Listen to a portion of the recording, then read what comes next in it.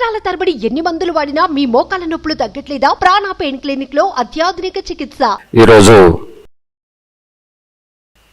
Bhimavaram YCP శాసనసభ్యుడు గ్రంథి శ్రీనివాస్ మాట్లాడుతూ చిరంజీవి గారి మీద, పవన్ కళ్యాణ్ గారి మీద తను ఇష్టానుసారంగా అనుచిత వ్యాఖ్యలు చేయడం జరిగింది. మేము శ్రీనివాస్ గారిని ఒకటే అడుగుతా ఉన్నాం. గ్రంథి శ్రీనివాస్ అంటే ఇంటి పేరు గ్రంథి ఎట్లాగో ఒంట్లో ఉన్నటువంటి గ్రంథులన్నీ కూడా పాడైపోయి పిచ్చి పిచ్చప్పుడు మాటలు మాట్లాడుతున్నాడు అనేది ఇక్కడ చాలా స్పష్టంగా కనబడతా ఉంది. గ్రంథి శ్రీనివాస్ గారు చిరంజీవి గారిని మాట్లాడే స్థాయి మీది కాదు, అది ముందుగా తెలుసుకోండి. ఎందుకంటే చిరంజీవి గారు ఆజాత శత్రువు. ఆయన ఎవరికి కూడా హాని చేయాలని కలలో కూడా అనుకునేటువంటి వ్యక్తి.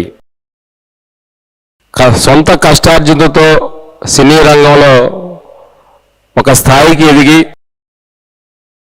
ఎదిగిన తర్వాత ఒదిగి ఉండాలనే సూత్రాన్ని అవలంబిస్తూ ఈరోజు ప్రజాక్షేత్రంలో కూడా తన మార్కుని, ఏదైతే మనం సంపాదించిన దాన్ని 10 మందికి పంచిపెట్టాలని మనం కోరుకుంటామో ప్రతి మనిషి, దానికి అనుగుణంగా చిరంజీవి గారు ఆయన సంపాదించిన డబ్బుని ఎన్ని సంక్షేమానికి, వ్యక్తిగత అవసరాలకి ఉపయోగించారో ముందు అది తెలుసుకోవాలని చెప్పి ఈ చెడిపోయిన గ్రంథి శ్రీనివాస్ గారికి చెప్పదలుచుకున్నాం.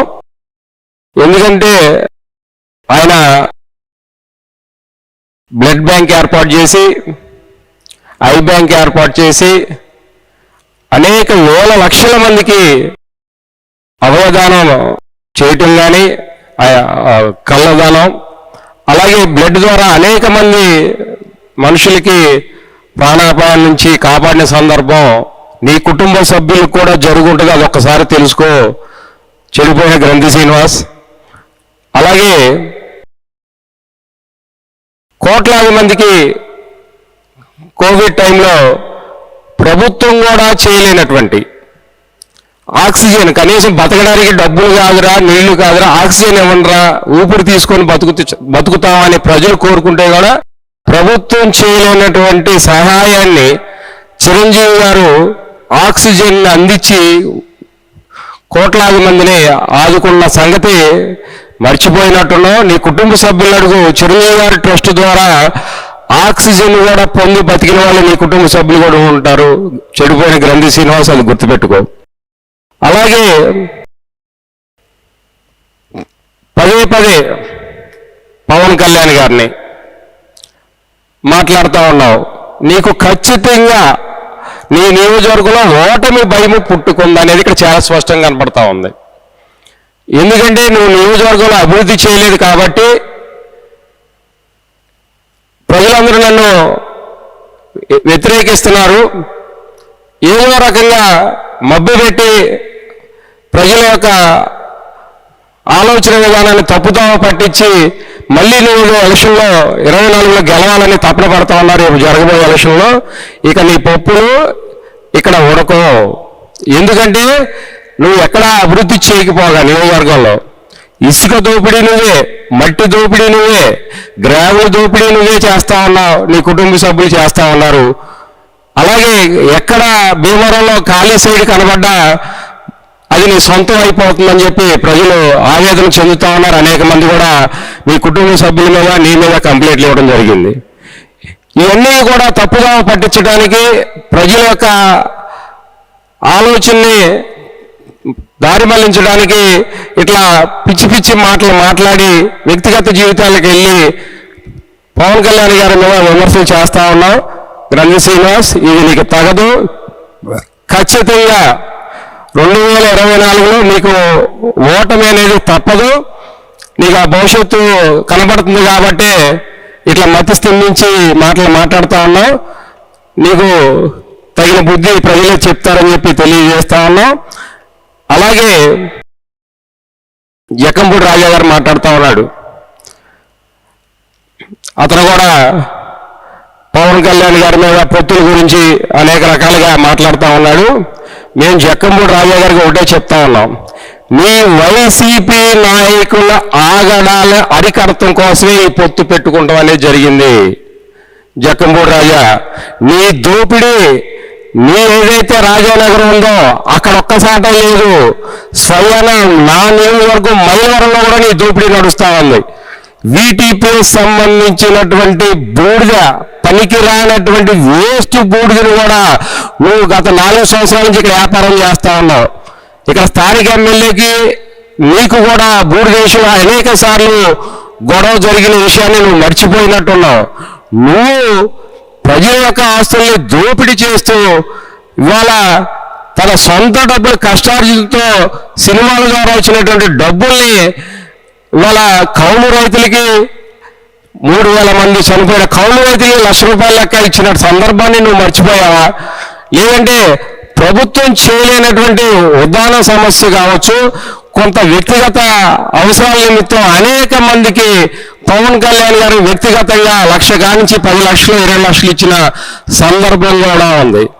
మరి అవి ఎక్కడ ప్రజల ఆస్తులు దోచుకోలేదు, నీలాగా బూడిద దోచుకోలేదు, గ్రాములు దోచుకోలేదు, మట్టి ఎక్కడ దోచుకోలేదే, నీలాగా రౌడీజం చేయలేదు. నీ తమ్ముడు ఏంటి చేస్తా ఉన్నాడు ఈరోజు? ఇవాళ రాజానగరంలో ఎవరినైనా చెప్తా ఉన్నారు, ఇవాళ కేవలం ఓడిపోతున్న కారణం అంటే నీ తమ్ముడు నువ్వేనని చెప్పి ప్రజలు విశ్వసిస్తున్నారు. ఇవాళ మా జనసేన అభ్యర్థి అక్కడ గెలవడానికి సిద్ధంగా ఉన్నాడు.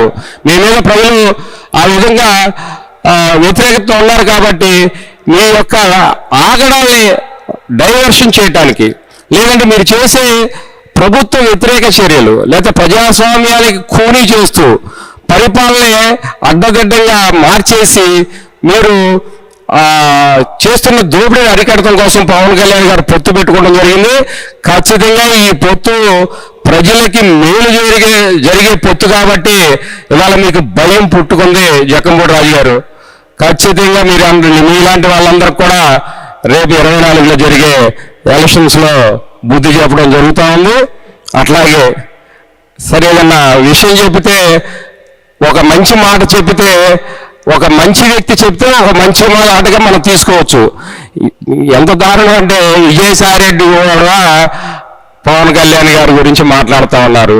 నువ్వు ఈ రాష్ట్రాన్ని కేవలం బోగస్ కంపెనీలు పెట్టి సూట్ కేసులు ఢిల్లీకి పంచి అనేక సూట్ కేసుల ద్వారా జగన్మోహన్ రెడ్డికి బెయిల్ ఇప్పించిన సందర్భం కానీ, లేదంటే అనేక బ్యాంకుల్లో రుణాలు తీసుకొని ఎగ్గొట్టిన విషయం కానీ, అనేక బోగస్ కంపెనీల ద్వారా ఈ రాష్ట్ర ప్రజల యొక్క సొమ్ముని అడ్డగోలుగా 1,00,000 కోట్లు దోచేసిన వ్యక్తి నువ్వు కూడా పవన్ కళ్యాణ్ గారి గురించి చెబితే వేదాలు దేయాలు ఎట్లా ఉందంటే, నీతులు చెప్పడం దేయాలు వేదాలు వదిలించినట్టుగా ఉంది. విజయసాయి రెడ్డి గారు, మీరు మీ యొక్క మీ కింద ఉన్నటువంటి తప్పు ఏదైతే ఉందో దాన్ని సరి చేసుకొని మిగతా వాళ్ళ గురించి మాట్లాడితే బాగుంటుందని చెప్పి విజయసాయి రెడ్డి గారు కూడా ఈ సందర్భంగా తెలియజేస్తా ఉన్నాం.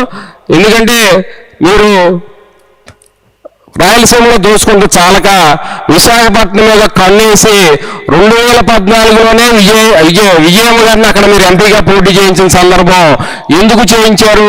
కడపలో పుట్టి పెరిగినటువంటి విజయమ్మ గారు విశాఖపట్నానికి ఏ సంబంధం అంటే, విశాఖపట్నంలో సహజ వనరులు పుష్కలంగా ఉన్నాయి. ఇక్కడ దీన్ని ఎట్టి పరిస్థితుల్లో మనం దోపిడీ చేయాలనే ఆలోచన మీకు ఉంది కాబట్టి విజయమ్మ గారిని మీరు అక్కడ 2014లో పోటీ పెట్టారు కదా. ప్రజలు ఎందుకైనా మంచిదని ఆ రోజే విజయమ్మ గారిని తిరస్కరించారు. అయినా కానీ మళ్ళీ మీరు అక్కడే పాగా వేసి మీ ప్రభుత్వం రాగానే ఈ 5 ఏళ్లలో మొత్తం విశాఖపట్నంలో ఉన్నటువంటి సహజ వనరులను కూడా మీరు దోషేశారు. ఇంకొక అవకాశం కానీ ఇస్తే సముద్రంలో నీళ్లు కూడా మీరు వ్యాపారం చేసే పరిస్థితికి వస్తారు. కాబట్టి మీలాంటి వాడు కూడా పవన్ కళ్యాణ్ గారి గురించి మాట్లాడతాం అనేది చాలా ఆశాస్పదంగా ఉంది. ఖచ్చితంగా రేపు ఎన్నికల్లో మీ అందరికీ బుద్ధి చెప్పక తప్పదు. ప్రశాంతంగా ఉన్న విశాఖపట్నాన్ని అరాచకం సృష్టించారు. ఇప్పుడు మీ కన్ను నెల్లూరు మీద పడింది. నెల్లూరు ప్రశాంతంగా ఉన్నటువంటి జిల్లా, ఇవాళ నెల్లూరు మీద మీ కన్ను కూడా అక్కడ మీరు పోటీ చేయడానికి వెళ్ళారు. రాబోయే దురదృష్టశాతం మీరు ఏమన్నా అక్కడ ఎంపీగా కానీ గెలిస్తే ఆ నెల్లూరు ప్రజలు కూడా ఇవాళ మరి ఏడ్చే పరిస్థితులు రాబోయే రోజుల్లో కనపడతా ఉన్నాయి.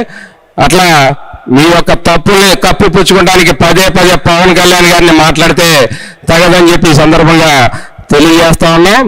అలాగే వాసిరెడ్డి పద్మ గారు, ఒక మహిళగా మీకు గౌరవించాలి. పద్మ గారు, మీరు పవన్ కళ్యాణ్ గారు వ్యక్తిగత విషయాలు అవసరమా తల్లి? నీకు నీ వ్యక్తిగత జీవితం గురించి మేము మాట్లాడవా?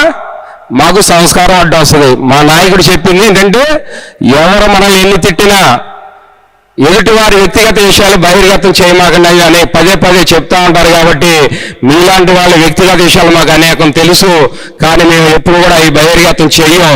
అది మీ విజ్ఞతగా వదిలేస్తా ఉన్నాం.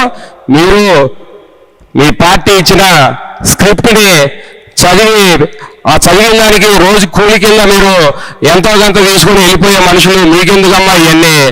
ఆ కూలీగా తీసుకొని ఆ చదవాలని చదివి వెళ్ళండి. అనవసరమైనటువంటి లేనిపోని ఆరోపణలు చేసి మీకు కొంత మా ప్రాంతంలో ఏముంది, మీరు ఆ విలువను తగ్గించుకోమాకండి. ఏవో రాజకీయం చేయండి చెప్తే వ్యక్తిగత విమర్శలు చేయొద్దని చెప్పి వాసిరెడ్డి పద్మ గారు కూడా ఈ సందర్భంగా తెలియజేస్తా ఉన్నాం. సుమన్ టీవీలో మీ పర్సనల్ అండ్ బిజినెస్ ప్రమోషన్స్ కోసం కింది నెంబర్కి కాంటాక్ట్ చేయండి.